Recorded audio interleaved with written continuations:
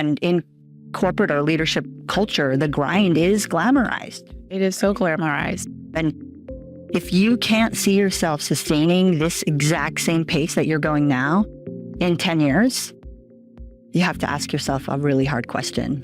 What's that question? Leadership looks powerful from the outside, but behind closed doors, the pressure is real. The decisions are heavy, and most leaders have nowhere to talk about it. The boardroom moments that keep you up at night, the decisions that affect thousands of people, the quiet questions many leaders carry but rarely say out loud. I'm Melissa Dawn Simkins, EdTech founder of AthLeadership, CEO of Velvet Suite, and the C-Suite confidant to leaders performing at their highest level as they navigate pressure and change. For more than 2 decades, I've built global leadership platforms and advised executives and elite performers across business and sport in high-stakes environments. If you're here, you're probably someone people count on. That's why I created C-Suite Confidential. Grounded in neuroscience and the elite athletic mindset, each episode features candid conversations with CEOs, talent leaders, athletes, high performers who understand both demands and the privilege of leadership. Most leadership conversations focus on strategy. This one focuses on conditioning. If you're leading in the arena and you want to do it with strength, clarity, and heart, you are in the right place. This is C-Suite Confidential, where leaders come to strengthen the mindset required to perform when it matters most. Welcome to the podcast. You know, if we're going to have a conversation about real talk, I guess I need to go first and have some real talk. And real talk makes us uncomfortable because we have to say the things that we would whisper to our friends out loud. And this is what this show is about for leaders who don't have safe space. So we're creating safe space. And I'm telling myself this as I'm going to enter this conversation with you, Ryall Graber. Before we get started, maybe talk about how we got connected. Matt, you'd reached out to me on Instagram. That's how it But in the DMs, for sure. Yes, that's how it happened.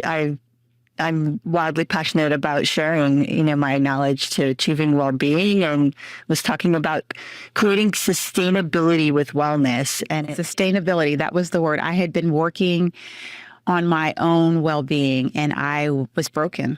And the word that kept coming to mind was, I don't want a quick fix. I want to sustain my well-being. And when you said the word, and I've been following you for a while. Right. A world champion, IFBB pro. I had done fitness competitions, and I admired you, seen you in magazines. You know how you do. You find people on Instagram that inspire you. Thank you. And I saw that you had a beautiful family and a beautiful daughter later in life. And I was like, she gets the whole life picture. And but I was like, who am I to connect with her? That's how it started. I'm so grateful that you did reach out. Yeah. Because I had to learn myself as well on my journey to create sustainability and how that looked. And that's exactly how it came to be and how we started and how it resonated. Yeah. And so many executives and leaders struggle with 3 words. And that's where I started with you, is I need help. Mm-hmm. And so many people look at me as the coach, the one who has the answers, who helps them build the life that they desire, their purpose, their passion. But I was very broken. I was depressed. I was hurt. I was physically in pain. And I said, I know enough to know that after I go through this surgery, I'm going to need someone who can help me. And it was very humbling for me to just reach out to a stranger and say, hey, I need you. I need you. I think I need you. Yeah. I was deeply honored when you did for the opportunity, because it's very common with leaders, right? Is you go, and you put your own well-being in the back seat, and you compromise on your health, ultimately your health. And until you hit rock bottom, you hadn't actually had that awareness Yes. where that was enough. Yes. It's the other side of high performance, right? When you are very successful, when you are very driven, you're very passionate about your purpose and your why, it drives you. And I kind of call it I need a high performance rehab. You need to come back to yourself. And what drove me there was having to have a major surgery, dealing with endometriosis and adenomyosis and showing up. I remember going to present at a major Fortune 500 company the night before. I was just in a bathtub. I would sometimes sleep in a bathtub because I was in so much pain. But then I was up, motivating, inspiring. And even before, at the end of that year, I made the decision. I'm like, I'm going to have to do something different because I have normalized something that's not normal, because I just wanted to push through. And I said, I'm going to do, a celebration for my parents' anniversary. I'm going to celebrate my husband, and all of these things. We put other people first. Right. Even in knowing what we need to do, how often do you see that pattern, or what do you see for leaders when they are continuing to push through? Yeah, extremely, extremely common. Resilience is built in the pause, right? It's not built in the grind. And glamorizing that grind, and until when, right? Until you're broken. So really starting to think more about recovery being, it's part of the strategy. Yes. It's not the end goal of like, I'm going to get this, I'm going to achieve this, do this, and then I'm going to take care of myself. I'm going to go away on a great vacation. Is like actually starting to strategically put more rest into the schedule. It's part of the recipe. Yes. It's part of the success, the formula for success. It's like coming back to your foundation sometimes, because it's maybe that you just lost your foundation in the pursuit of whatever challenge or overcoming whatever issue you had. Maybe you're dealing with sick family members, or you're dealing with loss, or your work has suddenly demanded so much more from you. And so you had that habit, you had those practices, and then suddenly life shifts. Yeah. And you're doing the best you can to keep up. You're doing the best you can to keep up. But you don't realize in that pursuit of keeping up, you're losing yourself. And that was really an aha moment for me. And I had a circle of friends, and I said, listen, they said, Melissa, you're going to do something different. I said, I'm going to do something different, but I can't do it by myself. And the week before I had the surgery, I reached out to you and I said, hey, how can you help me? Here's my situation. And what did you first think? I mean, when you got that message? Oh, I was so excited for the opportunity to work with you. I knew you were a woman who won in life, right? And you had just hit a breaking point.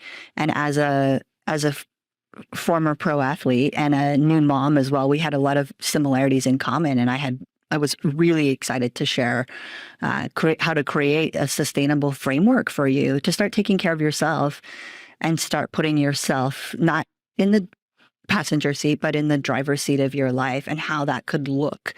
Even when life throws you a curveball, right? It's ultimately, how can you become more resilient in wellness, right? And thrive in any situation in life, not just when life is good and it's easier, right? Is like ultimately as leaders, right? These are the challenges that you're faced with every day. Yes. And it's interesting because in my research, we'll get into the new work that's bringing us together now. We're going to talk about my journey, but the new work bringing us together now. I found statistics that said over 80% of executives were former athletes, and like 94% of C-suite women were athletes. And so there is a neuroscience thread of leadership between the athlete and the performer at work and in life. And I've been an athlete, but there was pieces of me that had fallen away. Right. In the pursuit, in the life, the mothering, the taking care of a business, the just trying to keep up, being a great wife, trying to do all the things. Where did you see my baseline when we first connected? We did an assessment. Where did you see my baseline? Right. I mean, we dove in just right after your surgery. We looked at all your health biomarkers, your hormones, We looked at what mobility was going to look like for you, which was very different than back in your former track days, right? As an athlete, high performance training, now post-surgery, how this would look, mindset, and looking big mindset. I mean, that was the thing that I didn't realize was so influential in how I was showing up every day was the mindset. Right. Yeah. Our mind is the most powerful tool that we own, right? So we have to train our mind just like we train our muscles. We have to train our mind as well. Really cultivating, it was a new sense of you, a new sense of self, and being really self-connected to that, setting a realistic framework for outcomes and objectives. And ultimately, I think really having you, the peace amidst the pressure piece for you was like really cultivating that calmness in your day-to-day life with all the balls in the air. And that's learned, right? This isn't something we wake up and we know how to do. And in corporate or leadership culture, the grind is glamorized. It is so glamorized. And our identity becomes associated with those activities. Like, this is what it takes to win. This is what it cost to get there. And so the more it really was a stepping back and saying, well, who am I? Right. And we talked about rediscovering your why. I think that was very powerful. I'm a person who pursues purpose. That is my passion. But even that journey of like, what is my why? Why do I need to change these habits? Why do I need to lose this extra weight that was not just physical weight? Yeah. Right. And wellness is an essential core aspect of who you are, right? Like reconnecting to how important it was for you and how lost you were without that piece. I can't even begin to express how much I was disconnected from what really drove my creativity, what drove my peace, my calm in the storm, because I was in pain. Part of it was I was just in pain, and I was exhausted from the pain. Chronic pain is something we don't talk enough about in the workplace because it affects so many people, whether it's migraines, whether it's things like female issues like I had, fibromyalgia, what you name the disease that people are every day walking around with, but yet it's hidden. You don't see it on the surface. Right. But the emotional energy it just takes to push through pain just to do day-to-day activities. Yeah. It's exhausting. It's exhausting. And to hit that place, right, where you did hit rock bottom, you had so much awareness, which is really the tool, the key for change, right? Like, this has to look different. How can this look different? I need a coach, I need to have someone to help me guide me through this next step. And ultimately, right, getting out of pain post-surgery and celebrating that, oh my gosh, I'm feeling amazing, moving your body. I remember your first walks, right? Where I walked a block and I was like, yes, like I did it. Yeah. So beautiful, right? A season of bloom for you. Finally, the alignment of the vision you had for yourself, not just as a leader, but as a woman, and leading in your life how you saw yourself. That alignment without your health and well-being, it wasn't there. So it was interesting because even after we engaged and I started the journey, and I mean it was like celebrating the small wins. Like, I can eat real food now. I can actually walk a block. I had my first bowel movement, like all of the things. It's probably TMI, but all the things that seem like baby steps. And then it was like, okay, gung-ho, I got my journal. And again, in true high performance fashion, I had a goal and I had metrics. Every week I was going to lose this amount of pounds. And for like the first 4 weeks, it was like, this is working. I am winning. And then it's like, it's not working. It's not going like I thought it was. Right. Like I planned it. And you were so good about letting go of that pressure and just allowing my body and my ability to catch up with myself, to get there. Totally. Allow your body. Your body had to first heal, right? Ultimately. And your heart as well, your mind, in going through everything you had endured through, had to heal, which was a process as well. And then resetting the framework for what optimal wellness was to you, right? Yes. We did a great intake because I remember you really took me through the pillars of wellness, and you really helped me to begin to look at what are all of the pillars that are centered around my why. And one of the things that we always would say is make a promise, keep a promise. Yeah.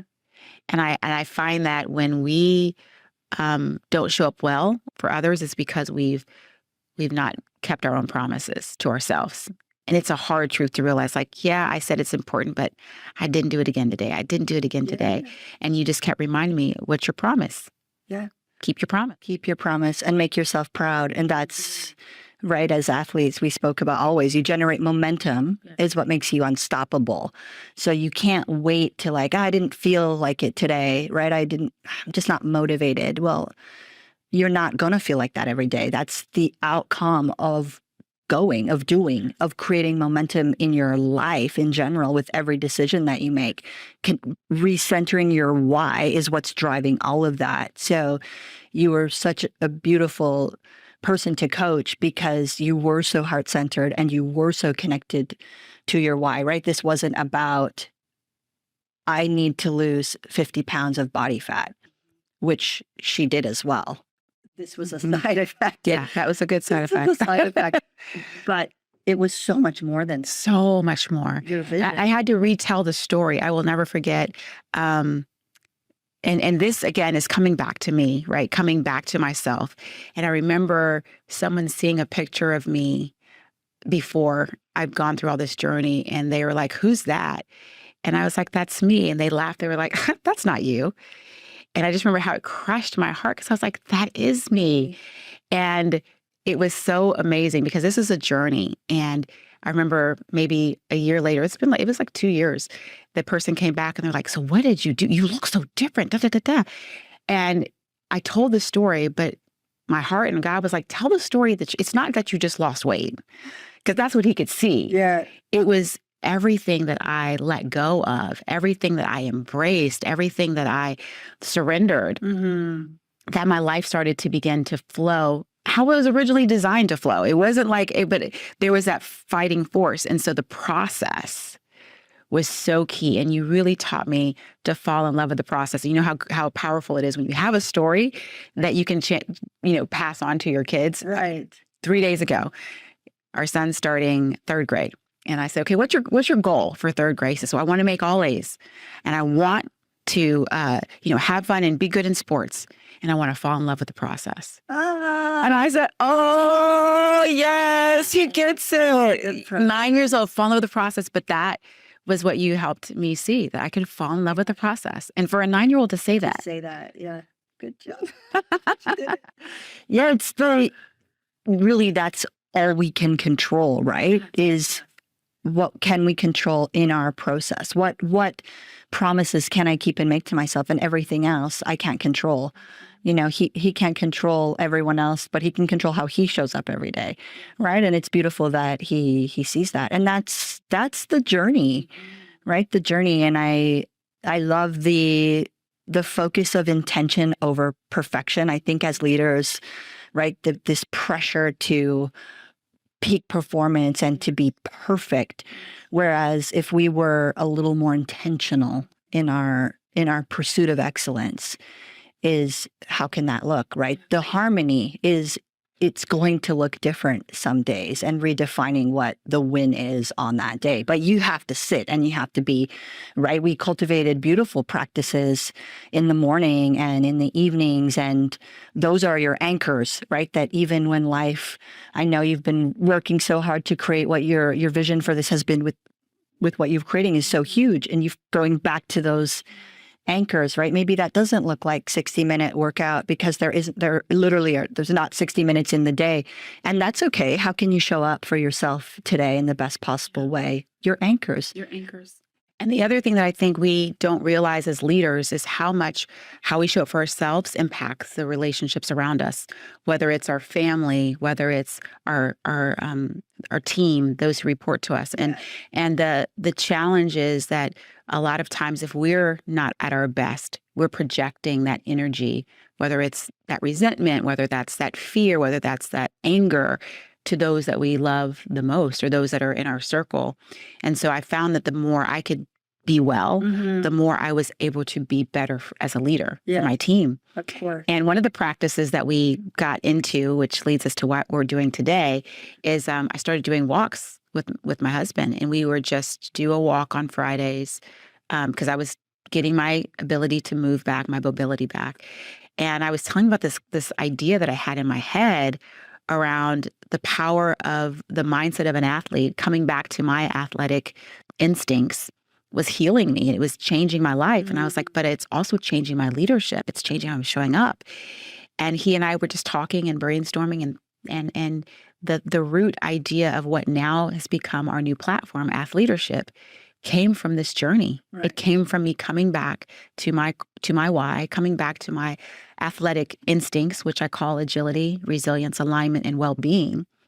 And it has totally shifted my business from my own personal journey.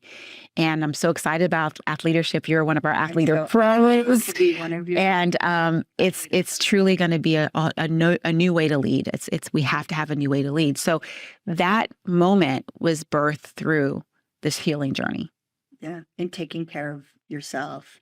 Yes, yes. What would you whisper in the ear of other leaders who have such high stakes, such pressure on them, and they know they're the most educated, they understand, they've been to all the workshops, they've heard all the best speakers, but yet and still there is a gap between the knowing and the doing. Yes. And they're listening to this and they're probably feeling a little conviction, like, man, this is right. That's me. I wish. What would you say? Yeah, I think you need to sit with yourself, right? And have this type of a conversation with yourself. And if you can't see yourself sustaining this exact same pace that you're going now in 10 years, you have to ask yourself a really hard question. What's that question? Is, what needs to change?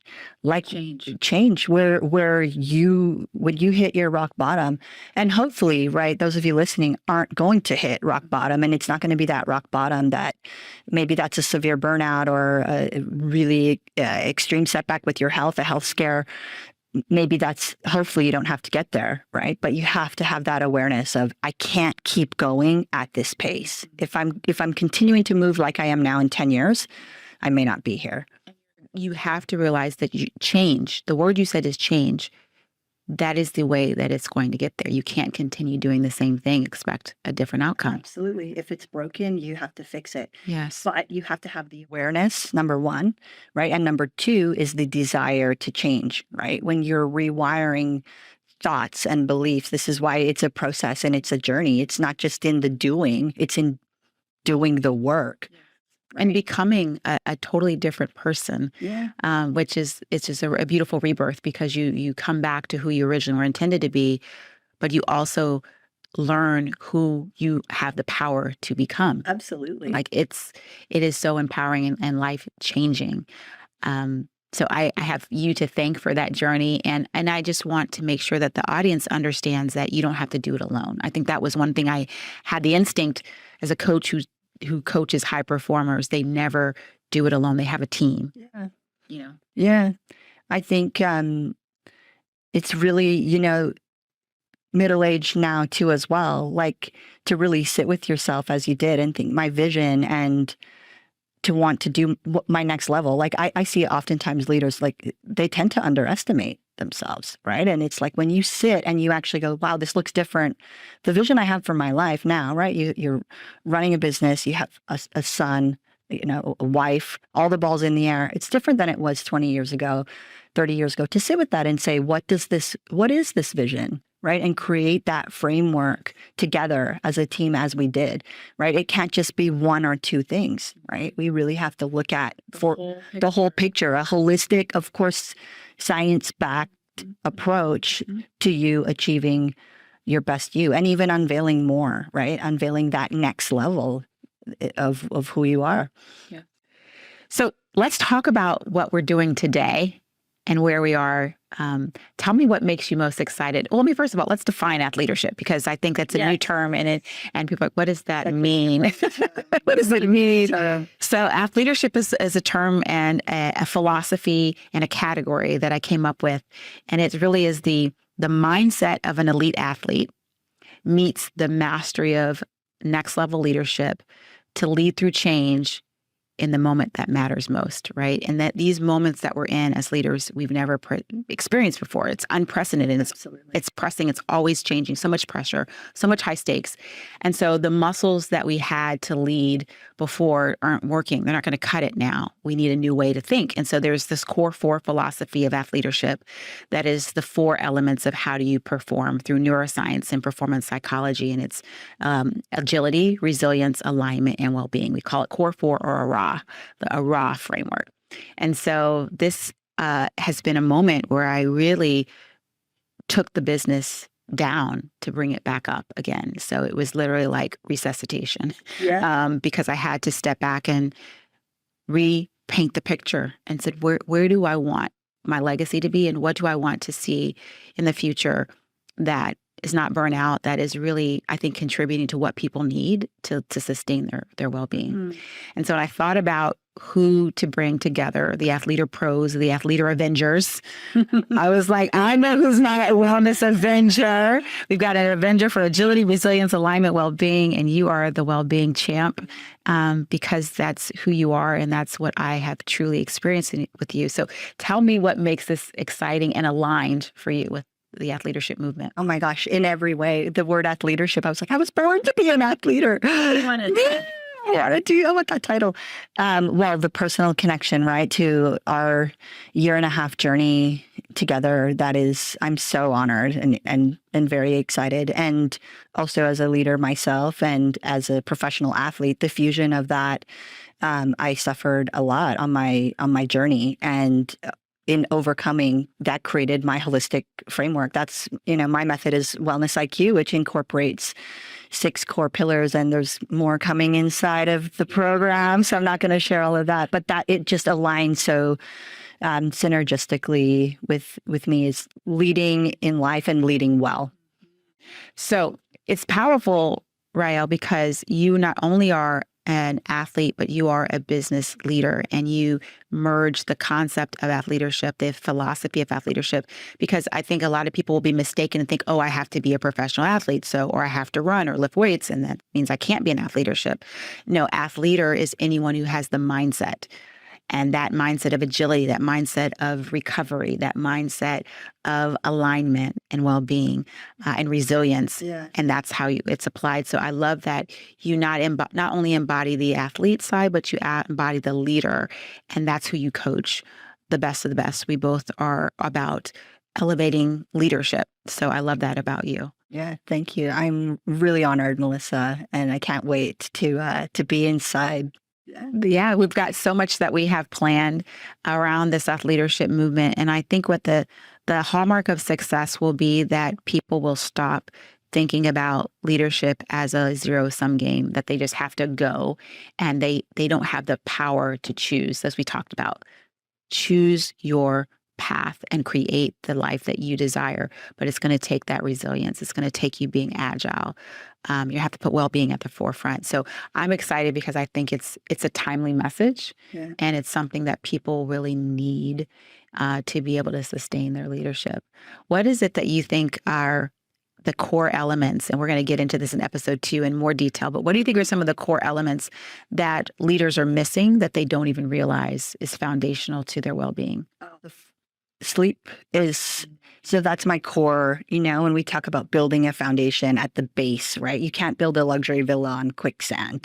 So when we look at building that framework, sleep is, this, I can sleep when I'm dead, right? It's still to have that mindset in our 40s, in our 50s and beyond. And you really, truly can't. Is maybe you can pull it off for a little while, and then the health impacts are profound on that. So really creating beautiful sleep strategies and actually watching. It's the number 1 performance enhancing drug. We all have it available to us, and it's better than Ozempic, right? And it's free. It's free, right? So that's I think the challenge for our audience, and I know for me as well, is just the calming of the mind, and really being able to put a period at the end of the day. It's always like a comma. It's like, okay, and then there's this and this and this and this. How do you encourage people that have so many balls in the air to put a period? It just you get to lead differently. you really get to lead differently, where you take care of yourself first. And even if that's 10 minutes a day, right, where you're showing up for yourself first, you're more intentional, you're more connected, you're equipped with tools and strategies to navigate and be more, right, resilient. We talk about flexi-bendy rather than, right, breakable. You get to, and you have to lead. You have to lead differently. You have to step into a decision to change. Absolutely. It all comes down to change because we create these habits. And I think that's one of the things that I really appreciate about our work together, but also how I've been able to create change in my life and others is that consistently what we do, I always say what you do daily determines who you become permanently. Absolutely. And it's the little things. Yeah. It doesn't need to take hours. And there's such a misunderstanding there as well, right? This misconception of, I don't have the time. I don't have the 90 minutes. Okay, what can you create? We all have, time isn't owned or tangible, right? It's like, what can you create in your day? And, one of my gifts is I will meet my client exactly where they are, and I will create realistic outcomes, realistic, right, and achievable goals. That's how we're going to generate momentum. If that only looks like 10 minutes, I'm going to ensure that you win with your 10 minutes. And that's where the change starts to happen. It's huge, right? This doesn't need to be, I know we don't all have, I wish I had 90 minutes a day too, right? But really looking at micro moments of creating awareness, intention, and connection and what that looks like. But there's a whole, we start slow to go fast. And we did so many amazing things in each of those core pillars. Someone shared with me one time, Melissa, it doesn't matter what it's all out there, just whatever's in your hand, just learn to work your hand. Yeah, no matter whatever it is, right? And so we're going to talk about that in the next episode around like, what did we do to work your hand, no matter how much time you have, how much resources you have, how access to coaches or no coaches, like how do you really put together a game plan that will change? And I want to leave us with like, what were some of the outcomes that happened through our working together that you can recall, just to say this is not just feel good, this is real results, because that's what we want, results. Oh yeah. I mean, the data spoke volumes, right? Your body recomposition. So her health was your primary focus, right? It's like get healthy. But of course, achieving beautiful, desirable body composition that feels good, performs well, recovers well, is a side effect of being healthy. So like we spoke about is like 50 pounds of targeted fat loss. Now that didn't happen in 50 weeks. You hear like a pound a week, it's the healthy way, right? And I really think we did a great job of like, it's not like you said, the first 4 weeks, it's stopped. Well, just like anything in life, right? It's like these peaks and troughs of like, okay, now I'm traveling. What's a realistic framework for travel? Travel, really big for executives. I jump into that. Mm-hmm. But really, right, we saw the long game. That was a year and a half of like, you were all the balls in the air in a year and a half, but you had made a commitment to change, to step into that. So, right, we saw massive changes in your health biomarkers, your blood work, your ability to cultivate connection. I think your rest, digest, parasympathetic, sympathetic nervous system, central nervous system regulation, right? Sleep quality. Stress level. Perception of even, right? Stress is really like the doctor, how's your stress? Like, well, why are we always talking like we have stress? So we're creating a lot of this as how are we perceiving it, right? So the ability to develop more well-being and more resilience and wellness. So much good stuff here. I want to know about results. At the end of the day, people want to know about outcomes. Maybe share 3 outcomes of working together and what our audience can take away from that. Absolutely. I mean, I think your health, your biomarkers, hormone, right, metabolic health, phenomenal improvements, and your body composition, right, as well. We saw 50 pounds-ish of targeted fat loss, muscle gain, your ability to navigate really the food noise and strengthening your relationship with food. Big one. Huge, watching you navigate that with confidence and grace in any situation, from home to being out in a business setting or a buffet social setting. And your your confidence, I think, as well. I think the alignment of the woman you wanted to see when you looked in the mirror and who you were on the inside aligning with what you saw on the outside. I think that was there's so many. We're going to get into it. We don't have enough time. And I think we were at time for this episode, but there's so much goodness in terms of the journey. And that's what I really want our audience to get to, because they want to know how they can do this for themselves with a busy life, hectic schedule, and so many demands. This has been great, Ryall. So much good stuff, Ryall, in this episode, and we've run out of time. Yeah. But the good news is I think this deserves an episode 2. So I want to come back with you to talk about the how. How did we do this so that anyone listening can build their own playbook for how to transform their life and take back their body, their health, and their well-being. So are you game? I cannot wait. These are the nuggets. The nuggets, yeah. Thank you so much for being on C-Suite Confidential. Thank you for having me. Thanks for joining us on C-Suite Confidential. Every episode is designed to help you condition your leadership for pressure, performance, and long-term impact. If today's conversation resonated, be sure to subscribe on your preferred podcast platform so you never miss an episode. For more insights on AthLeadership, where elite athletic mindset meets next-level leadership conditioning, visit athleadershiparena.com. Until next time, remember, leaders aren't born, they're built. You've got this.